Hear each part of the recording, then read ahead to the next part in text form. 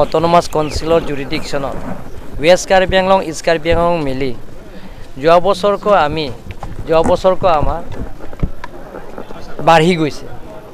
যোৱা বছৰ আমি 451 লৈকে মেট্ৰিক পাছ কৰা ফাৰ্ষ্ট ডিভিজন 60% আৰু 75%ৰ যিটো স্কুটি পাইছে।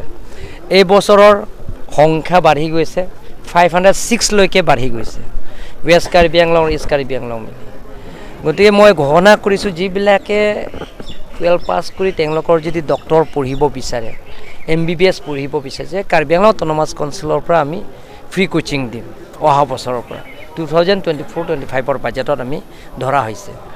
লগতে তেওঁলোকৰ যদি কাৰ্বি আংলঙৰ ডক্টৰ পাছ কৰাৰ পিছত যদি তেওঁলোকৰ যে কাৰ্বি আংলঙৰ চাকৰি কৰে এগ্ৰিমেণ্ট এটা যদি তেওঁলোকৰ কাৰ্বি আংলং অটোনমাস কাউন্সিলৰ পৰা MOU চাইন কৰে তেনেহ'লে আমি তেওঁলোকৰ গোটেইখিনি খৰচ MBBS পাছ নকৰালৈকে তেওঁ যিটো খৰচ MBBS পঢ়িবৰ কাৰণে সেই গোটেইখিনি খৰচটো কাৰ্বি আংলং অটোনমাস কাউন্সিলৰ পৰা বহন কৰিব।